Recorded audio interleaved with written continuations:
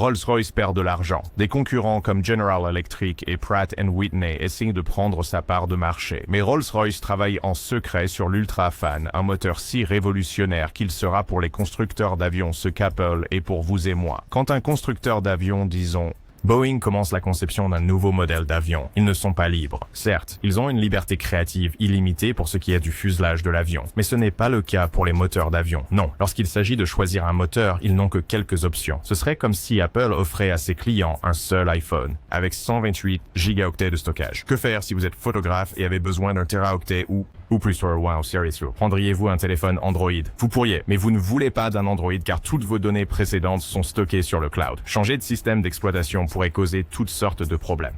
Eh bien, de manière similaire, mais à une bien plus grande échelle. Les fabricants d'avions sont essentiellement dans le même bateau, mais Rolls-Royce va changer cela pour toujours. Maintenant, grâce à leur nouveau moteur révolutionnaire, l'Ultrafan peut être ajusté en fonction des exigences du client. Si Boeing a besoin de moins de poussée pour ses 737 à l'avenir, ou si Airbus a besoin de plus pour ses A350, la taille et la puissance de l'Ultrafan peuvent être ajustées selon les besoins du client. Au début, ils voulaient construire le plus gros moteur, surtout depuis que General Electric vient d'obtenir un record pour leur moteur GE9X. Cependant, réalisant que seules quelques compagnies aériennes dans le monde pouvaient posséder et exploiter des avions gros porteurs, ils ont décidé de construire un moteur à taille et puissance ajustable. Rolls-Royce déclare que leur moteur Ultrafan pourrait être réduit et équipé sur des avions plus petits. Des avions monocouloirs sans sacrifier l'efficacité de l'avion. Et c'est ici que la brillance de Rolls-Royce se manifeste. Si nous regardons Statista, nous verrons que le nombre d'appareils à fuselage étroit dans toutes les compagnies aériennes du monde était de 15 235 en 2022. Comparez cela au nombre d'appareils à large fuselage exploités par toutes les compagnies aériennes dans le monde, soit 4839, et vous comprenez pourquoi conquérir et approvisionner le marché des moteurs pour avions à fuselage étroit est là où se trouve la majorité des profits. Juillet. Se rendant compte que la plupart des compagnies aériennes exploitent des avions à fuselage étroit, Rolls-Royce va s'attaquer à ce marché, ainsi qu'à celui des avions à fuselage large. Marché des avions. Avant de vous en dire plus sur les problèmes que American Airlines pourrait rencontrer avec la commande de 90 U175, n'oubliez pas d'appuyer sur le bouton « J'aime » si vous appréciez la vidéo jusqu'à présent. La famille Trent de Rolls-Royce a connu un succès relatif. Au début des années 2000, Boeing recevait beaucoup de commandes pour leur moteur Trent 1000, mais puis quelque chose s'est passé. Regardez ce graphique. Jusqu'en 2017, on pourrait dire que Rolls-Royce était à égalité avec General Electric en ce qui concerne les moteurs d'avion. Plus tard, leurs commandes ont chuté de façon spectaculaire. Rolls-Royce a reçu presque aucune commande pour les moteurs Trent 1000. C'est parce que Boeing et Airbus ont tous deux rencontré des problèmes de performance et de durabilité avec les moteurs Trent 1000. Ensuite, les contrats ont commencé à tomber à gauche et à droite lorsque les ingénieurs ont découvert que la corrosion provoquait des fissures dans l'aube de la turbine du moteur. En conséquence, des dizaines d'avions ont été cloués au sol et avant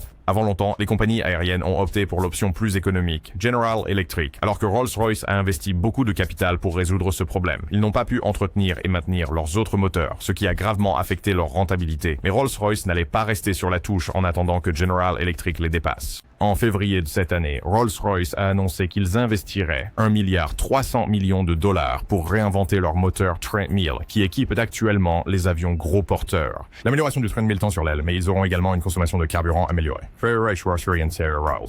La plupart de ces améliorations sur la famille de moteurs Trent seront issues de l'Ultrafan. En parlant d'Ultrafan, Rolls-Royce prévoit de concurrencer directement General Electric et Pratt & Whitney dans les prochaines guerres des moteurs d'avion. Comme vous le savez peut-être déjà, les fabricants de moteurs ne gagnent pas d'argent en vendant des moteurs. Ils gagnent leur argent en entretenant les moteurs qu'ils ont vendus. Et personne ne l'a fait mieux que Rolls-Royce. Pour le way, c'est à partir de 1962, Rolls-Royce a introduit quelque chose appelé le concept Power by the Hour.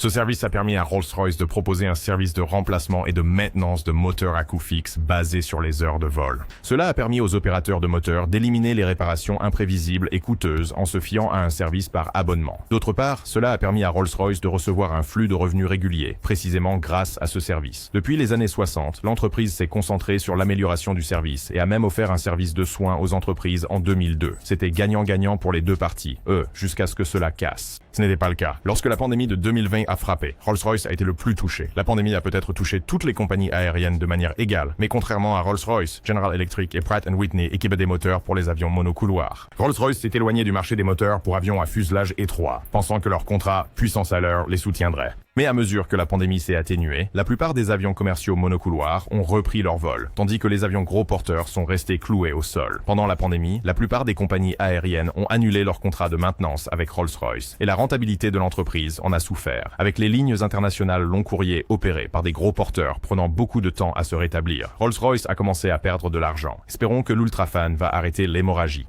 Contrairement au moteur GE9X de General Electric, avec son diamètre de 134 pouces, le Rolls-Royce Ultrafan est plus large de 6 pouces, mesurant 140 pouces. Les pales sont faites de composite carbone, rendant le moteur 10% plus efficace que le train XWB, et elles peuvent varier l'angle pour optimiser chaque phase de vol.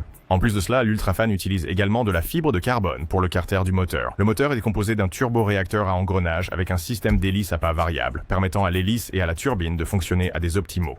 Vitesse. Grâce à la boîte de vitesse, la turbine IP peut maintenant entraîner le ventilateur du moteur, ce qui élimine la nécessité d'inclure une turbine BP dans la conception. De plus, la boîte de vitesse permet au moteur de fonctionner à la vitesse la plus efficace, quel que soit le régime de l'hélice, ce qui optimise la consommation de carburant.